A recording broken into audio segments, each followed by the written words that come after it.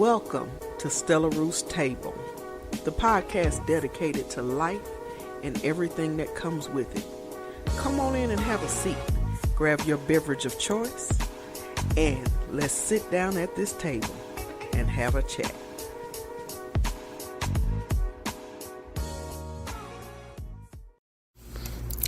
All right, everybody, before we get into our podcast today, I am going to talk about a spotlight that I am really excited about. It is another podcaster, and it is called She Rises.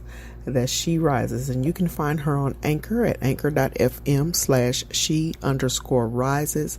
It is a wonderful podcast. She has some great topics. Creativity is a state of mind, knowing your worth, and it's all about uplifting you and uplifting women and understanding who you are and what you are worth, and you're learning to be powerful and be comfortable within yourself.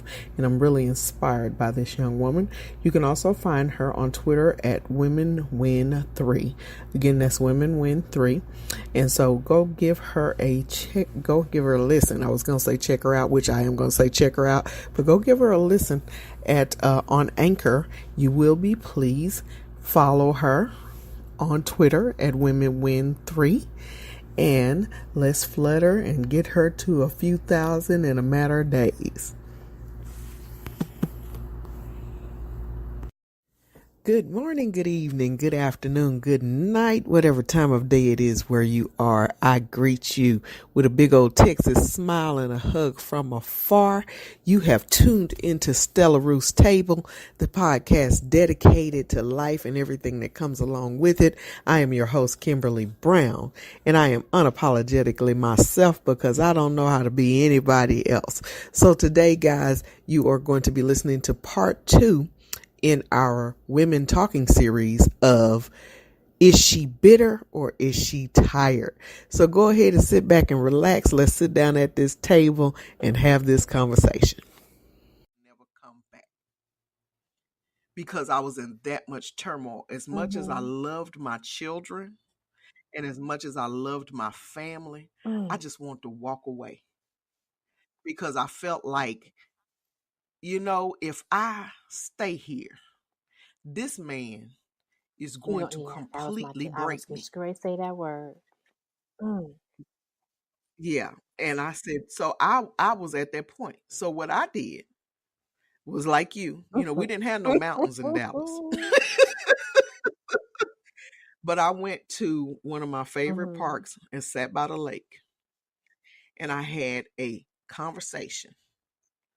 And I said, God, if you help me to restore my joy, don't ever let me lose that part of me.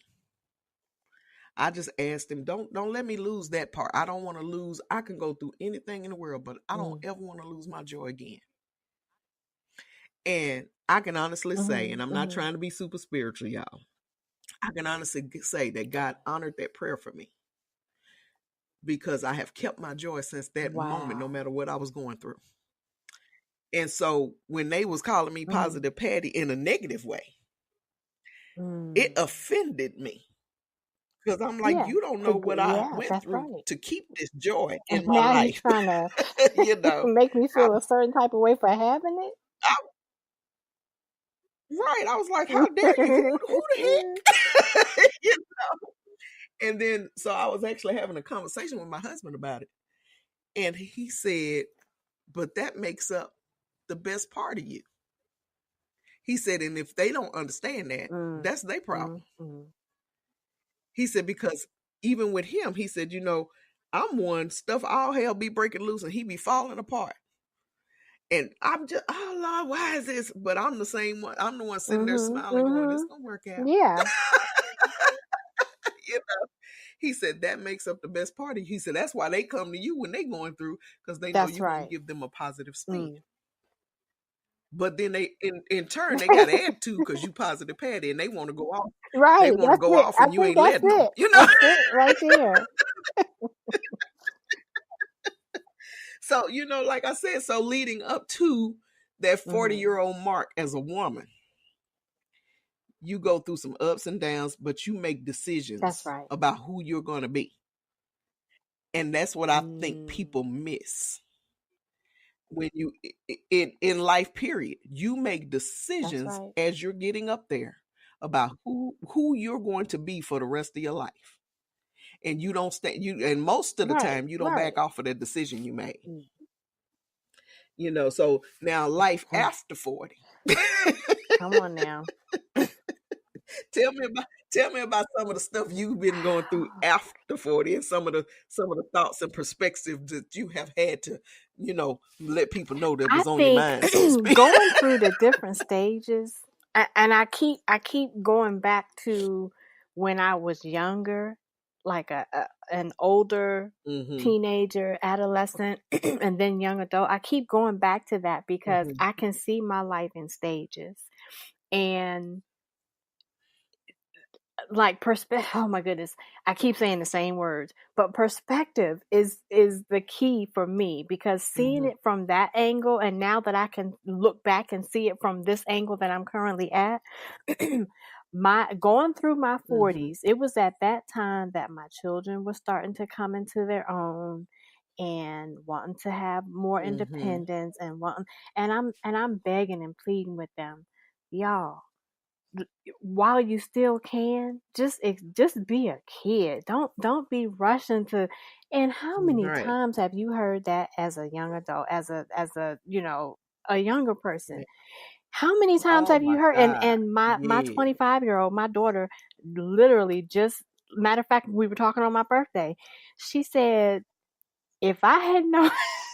It's so funny to see your children come into their own perspective. But she said, if I had known then what I know now, and she ain't but 25 seeing this. If I had known then what I know now, I wouldn't have been a rush to get out and start my life. She said, I see my friends who are still living at home with their parents, and I'm applauding them. Save your money, you know. Stay there, not rent free, but stay there for reduced rent. Have your meals cooked. And I'm thinking, oh my goodness. So as she's coming into this age, you know, when she's leading up to this age, and I'm in my 40s, and I'm thinking, wow, what have I done in my life, and what can I continue to do in my life?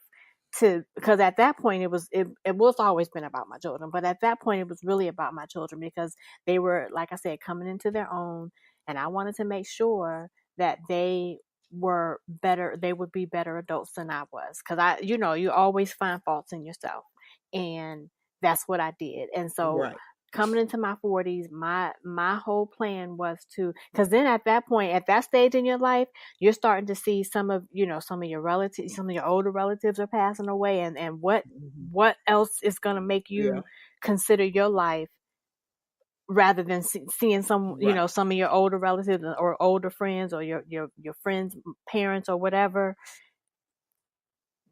Death makes you have that perspective, or, you know, major life trauma makes you have certain perspectives. And so it was at that point that I was starting to say, life is too short. I can't worry about this. I can't worry about that. And so then that was my thinking coming into my 40s. That was my thinking. Life is too short. I have got to make the best of what I have. If I can't get it, I'm not stressing over it. If I don't have control over it, I'm not going to let it control me. And that's started to be my thinking at that point. And I'm telling you, it's now, as I'm getting closer to 50, it's even intensified even more. You know, I can't even oh my goodness. So yeah. I can completely understand. Exactly. And then, you know, and even like you said, you want your children to be better than what you were. And I say that to mine all the time. I always want mine. I'm a bragging mama, okay? The fact that my children are doing as well as they are, I brag all the time. Oh, my baby girl is a human resources manager. She run all that over there. You know, oh, my daughter, she's a second grade teacher. Girl, let me tell you about my baby. My son is a promoter. Girl, when I tell you, I brag. Good. And right, and that you should. I brag because in my lifetime, leading up to 40 and after, it has always been my vision, my dream for my children to have more, do That's better, right. and be better than what I was. I don't want them to have to go through what I had to go through. And and it's sad to say this, but there are some parents that they don't want their children to outdo them, which is sad. Like you just said, and very sad. which is sad. They want to kind of keep them right up under because you don't want them to do better than what you're doing. But that's not the case with me. I want them to not only do better, but to have way, way more, because I need somebody to live with when I get old.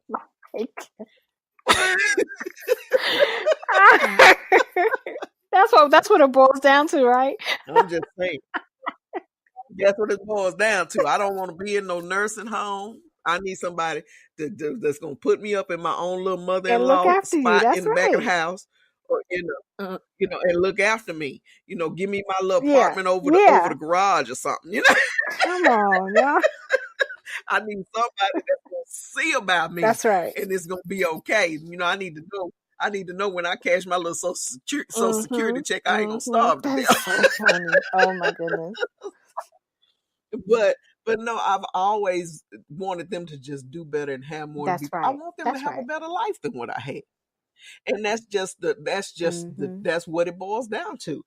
And so after 40, before 40, you teaching them, when they growing up, but after 40, I'm like, look now, I'm like, save your money, do this, do that. And see, my son actually did the same thing your daughter said to you, kind of, because he just turned 32 and he has 3 children, and the baby is 2. And the oldest is getting ready to be 12. And he said to me, he said, Mom, he said, I'm tired of adulting. And he said, I wish that I would have listened to you, because I get sick of, taking people to get shots. I mean, I got to be an adult. I got to take, because I got one that's in kindergarten. He has one that's in kindergarten. He said, I got to take her to get shots and stuff. And then this little one, she running crazy all over how she thinks she running stuff. And then that 12-year-old asking me for watches that cost $85. Is he crazy? So, he's saying, I wish I would have listened to you, because I told him when he was very young, I used to, my thing to him all the time was, do you want, because he was a clown in school. He's extremely intelligent, but he wouldn't do his work because he wanted to be everybody's friend. And the teacher would tell me all the time, he didn't had never seen anything like it. Boy wouldn't turn in a lick of homework.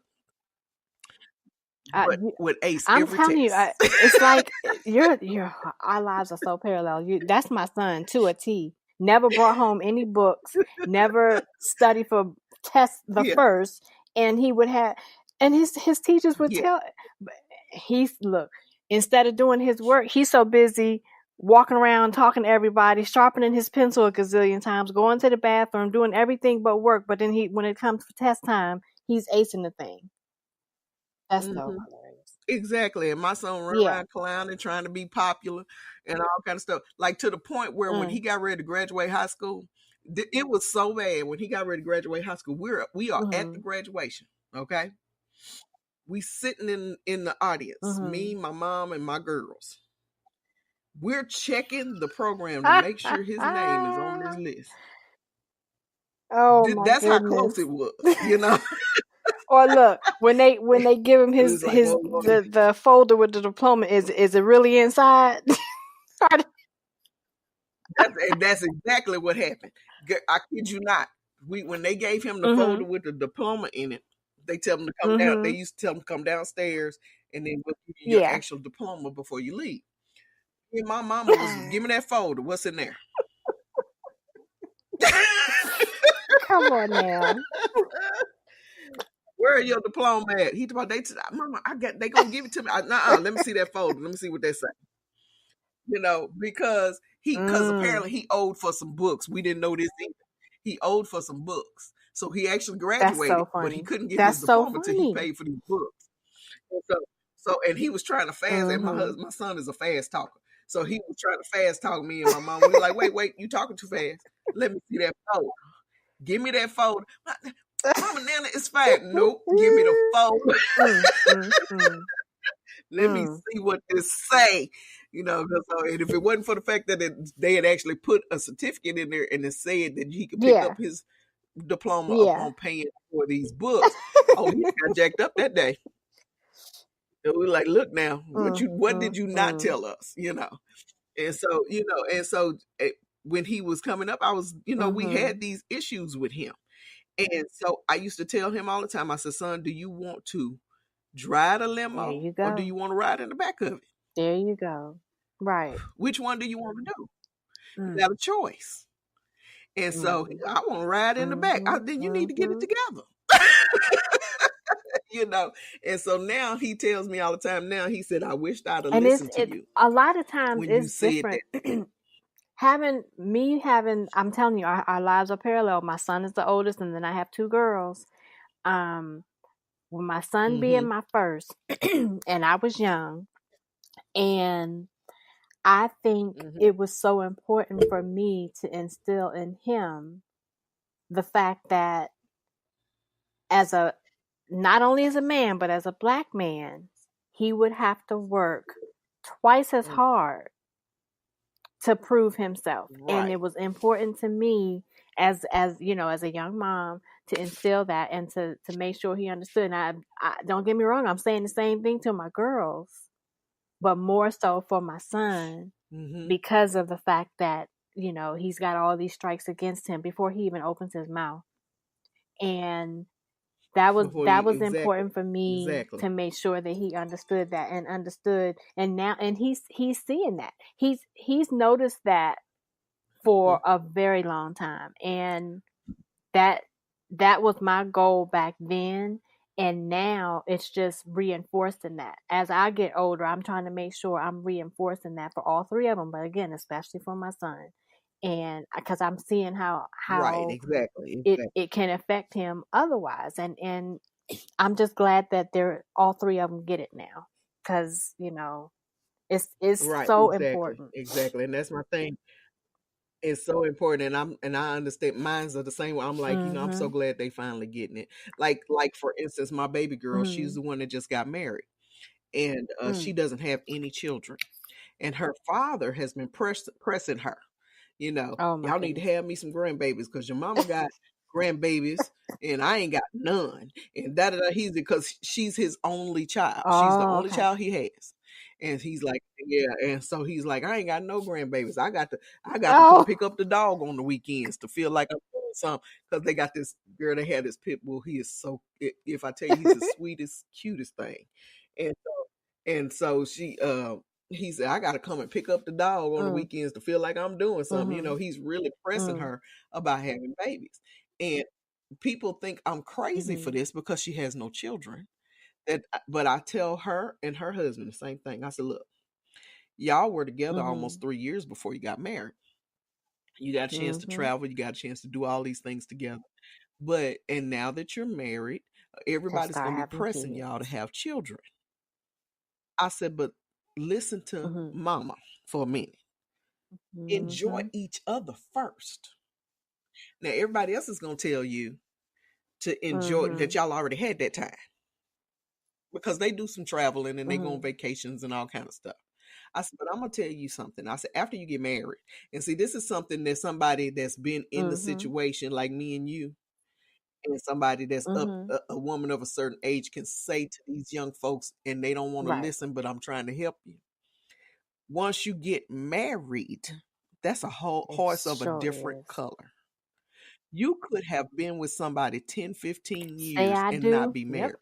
But once those I do's come out, it's a whole and I never understood that.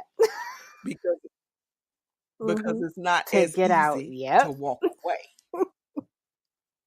Now, if y'all just together, y'all living together, y'all just boyfriend and girlfriend, this, that, and the other, You can walk off Yep. anytime and it ain't no repercussions. Right. Your heart is gonna be broken, but you'll recover from that. Mm-mm. But once you say I do, it's some Yep. financial things that come with it and everything else. Now everything that y'all have isn't split down the middle, it's all together. Mm-hmm. So if you decided to walk away today, y'all got to learn, y'all got to figure out how to split this stuff up. And the legal part of it is the court is going to say, okay, who bought this, who bought that? Okay, but y'all are one entity. So let's say you get this, you get that, you get this, you get that. I say it's not as easy to walk away when you say I do. And then the emotional ties that come with actually carrying the same name is totally different too. So I tell them, I said, settle into being married for a couple years. Y'all been together forever, but you've been a Joshua. That was my daughter's last name. I said, you've been a Joshua and a Grant for 3 years. Now you're both Grants. I said, so now that y'all are together, settle in.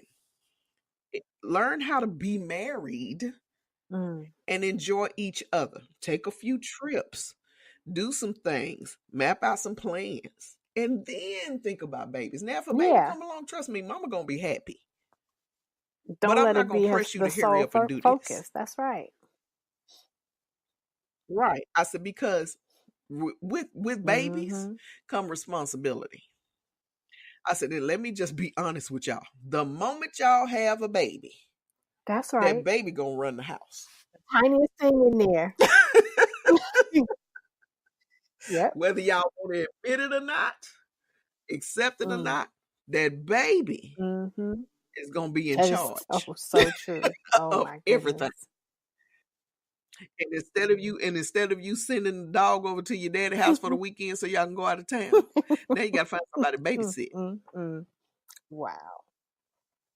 I said, it's a horse of a different color. I love my dog to death, but if worse comes to worse and we going out of town, I can find a pet-friendly hotel and take him with me. But a baby, that's a whole nother. If we won't go on vacation, I gotta find somebody willing to take care of this baby. Wow. While I'm on vacation, somebody that ain't gonna mind diapers and bottles and feedings and all this other kind of stuff. And I said, now your daddy, he gonna be more than happy to have that baby as much as you will let him have it. But honestly, when you have a baby and they still kind of little, you ain't finna send that baby to your daddy's house. No, ma'am. You know better than that. Your baby gonna come back covered in chocolate. Oh Lord! Hair all over their head. Soggy diaper. Like, Dad, what did you do? That would be a shame. And he gonna say, we had fun. Oh, and so people think I'm crazy because I'm not, I'm not pressing her to have children. And I said, but honey, that's wisdom. With age comes wisdom. And my wisdom says, be without children as long as you can. Not because I don't love mine and not because I don't love my grandchildren, but there's so much more I could have experienced, after the fact of if it wasn't for the fact that I had children. I had to maneuver my life around my children. I don't mind that. I don't mind that at all. But the fact that that's just the reality of it.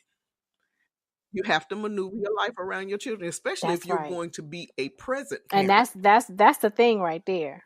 And trust me. And it changes everything. And it makes you, obviously you got to grow up real fast, Yes,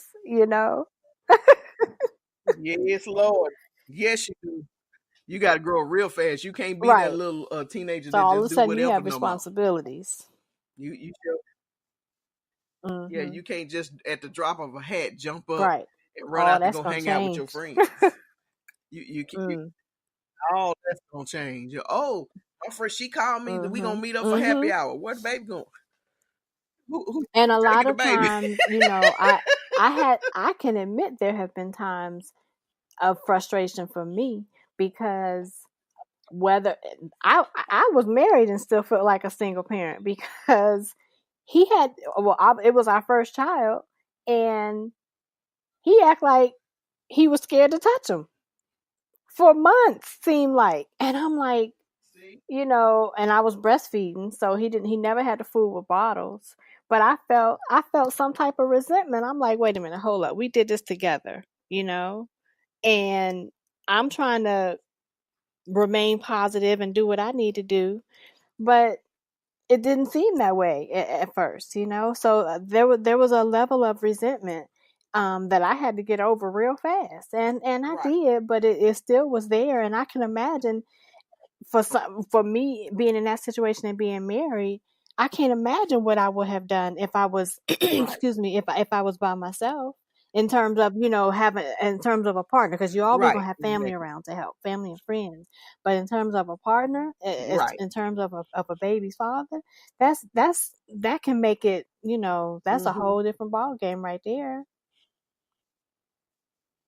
Right, yeah. Especially if it's like you said, they of Oh that yeah, because he's so tiny, and how men are, because baby's so tiny, they scared that's they're what it gonna break was. And my son was little. See, and they're like, oh, okay, no, I don't want to hold it. I'll just look at it. It took. We had our youngest grandbaby baby is about to be a year old, and next month, and when she was born, when my husband saw her for the first time, they were like, "You want to hold her?" He was like, "Mm-mm." Yep. I just looked at her. It took us, I think, Oh my we goodness. had to trick him into holding her. She was about, honestly, she was about 4 months old, and they had come over. We were barbecuing. It was summertime. We were having a good time. They'd come over to go swimming because where we lived, there was a big old pool. So they'd come over to go swimming, and I'm in the kitchen cooking, and my daughter-in-law is trying to get the other two babies ready to go to the pool, and the baby was kind of squirming around. He was like, well, just put her in her seat. I was like, no, because she just got through having a bottle. You can't lay in the seat because she might have to burp. So he was sitting on the couch, and we laid her on his shoulder, and he was like, oh my God, like, oh, what am I supposed to do? He would not. And then I looked at my daughter-in-law. I said, now you see that? See? And then he didn't want to let her go because she was asleep. And I said, now you see that? That's the first grandbaby ever that he held that small. He usually don't. They got to be holding themselves up and holding up their head before he holds. Seem like that's the parameters right there. They can't hold their head up. They scared. They're too scared. They got to be able to. Right. And so as a parent, when you have these little people, and then you have a husband that may be a little nervous about holding the babies and stuff, or even from my point of from my side, I was by myself, and so I was feeling some type of way because my mama was, you had that baby, you gonna take care of that baby. So I'm like, well, you can't hold him. Wow. For 5 minutes? Come on, man. Right. Give me a break, just a little one. So it is hard. And so when you get older, like I said, us being over 40, we know those ins and outs. And so we can give them that wisdom, right. but they don't want to listen. Like I said, you can impart wisdom into these young people now, and they don't want to accept it because they, like we were, they think they know everything. So now tell me something. What is a misconception that you have experienced being over 40 that you want to tell people is truly a misconception and what's really what? Let me if it seems to you that I have an attitude, if it seems to you that I'm cranky or crabby, that in my mind, that's the biggest misconception. In my mind. If that's what you're thinking, it's that, like I said earlier, that's gonna make me cranky. Don't don't tell me I'm cranky. That's gonna make me cranky. Don't tell me I have, I'm bitter about something. The misconception is, in my opinion, everyone thinks that because you are of a certain age that you're gonna be testy, you're gonna, bite their head off or this or that. No, I'm just brutally brutally honest right now. Or I'm not gonna sugarcoat anything. Right. Life is too short. Life is too short. I keep coming back to that. Life is too short. Don't so yeah, that's a misconception that we are constantly bitter or constantly angry or constantly, having an attitude or that's not the case. There, well, if that's it. Right, exactly. In most cases, that's not the case. Right. And see, because Yeah. of course, yes, there are some women that are bitter. There are some women that are devious, and I tell my husband all the time, you got to be careful because women can be very. I'm very honest about us as women. Women can be very devious creatures. Women can do some underhanded stuff, and you not even realize they did it. Because we are calculating. Because we are emotional creatures. We have learned how to use the emotions to our advantage. However, that's not the case for every woman over 40. Don't assume because I'm 40 plus and I'm single. Right. And see, this is one of my pet peeves. I'm married, but I have quite a few friends that are over 40 that are single. They are comfortable being single. They're okay with it. Yeah. They are comfortable with themselves. They are okay. They're happy. They say when it happens, it'll happen. I'm not running out looking for nothing. If it happens, okay. But if it doesn't, I'm fine with that. Don't assume just because they're over 40 and they're single that, number one, somebody done hurt them so bad that they don't want to fool with men at all. That's not always the case. And don't assume that something got to be wrong with them. Right. They got to be hateful or mean or crazy or something because they 40-some years old, they ain't got no man. So why does everything have to be predicated on them having a man? Their relationship status does not define them at all. Because does not define them. And just because they are, like you said, they're strong and they're going to tell you the truth, they're going to be straightforward and they're not going to sugarcoat something, does not mean that they are bitter. Right. They're just honest. And see, that's a misconception that drives me up a wall. One thing I can't stand is for somebody to try to tell me how I feel. Are you in my head? Are you experiencing what I'm experiencing? So how possibly? Yeah. Right. To tell me how I feel or to tell me who hurt you. Lord, what did you go through? Excuse me. Right. This is my life. This is my situation. You are not in my head. You're not inside of my body. You can't tell me how I feel about a situation. If I tell you I don't like this, yes, you do. You know you like that, such and such and such. No, if I said I don't like it, that's what I mean. And that's a misconception that really drives me crazy. Is because you assume because we're over 40 that we're bitter about some things, or that we have that we have this preconceived notion about some things. Yeah. And that's not, because I'm a very open-minded person. And don't assume just because, like you said, because maybe I'm being a little quiet today or something, that I'm being surly. Right. No, I'm just thinking, because I didn't say nothing don't mean that I'm having a bitter moment. That's why I said the question is she bitter or is she just tired? Because look, I have seen when before I met my husband, and I was getting close to 40 at that point, I got out there in that dating world and I was like, are y'all kidding me? Yeah. This is what y'all are having to deal with. It's insane right in now. The dating world. And has been for a while. And I'm like, and you my age or older, and you still it's sad. Acting like this? It's sad. It's scary. How many other words can I describe how it is right now? It's crazy. Oh my God, it's craziness. And of Yeah. course, not a slight on Yeah. internet dating, not slighting that at all. Nope. But people don't just walk up and say hi no more. They don't walk up and just Nope. say, hello, how you doing? You're a Not beautiful in this woman. day Can I and get your age. number? Hello, how are you? Can I take you out Nope. for coffee? That doesn't happen anymore. And then they don't want to have a conversation. See, this is one of my pet. You don't want to have a conversation. You want to sit up and text back and forth all day. I can't get to know Nope. you on a text message. It's I right. can't hear the And it's levels in very your difficult. voice. You get a text from somebody, you can read it a gazillion different ways, and you don't know the inflection in their voice. You don't understand, are they saying it sarcastically? Right. You can't hear any of that over a text, and Right, it drives me exactly. absolutely batty. I can't stand it.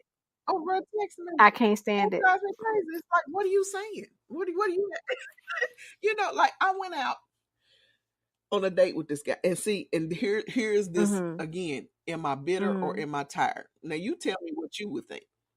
I went out on a date with this gentleman. We went out for coffee. Now, I'm gonna tell you about 2 separate dates. We went out for coffee. This gentleman was I think 40, 41. He was couple years older than me, because at this time I think I was like 37, 38. And he had we sitting at the table, we're talking. And this man looks me in my face and tells me he did not believe in love. He don't believe that a person can actually get in love with somebody that ain't real. And and I'm a very physical person, and if you want me to pay bills and stuff, then we need to go see what you can do You know what? in the Okay. bedroom right now. And yeah, and then so he's like, well, I'm just saying, nah, it ain't possible. Nah, you done been in love with somebody that ain't real. Love ain't real. Da, da, da, da. You can't be in love with nobody. You can love your children, you can love your mama, but you can't be in love with anybody. That's not real. And I'm looking at him going, you 40 what? And this is what you're saying to me right now on a coffee date? So I politely paid for my coffee and said, thank you for your time. You have a nice life. Because at that point, I'm like, we ain't going to be able to get along, dude. Because if you don't believe in love at all, I'm wasting my time. Because after 35, I'm not the kick it girl. We ain't going to just sit around and just kick it. What they say now, Netflix and chill, is that still a thing? Netflix and chill. It is what it is. Why we got to put a label on it?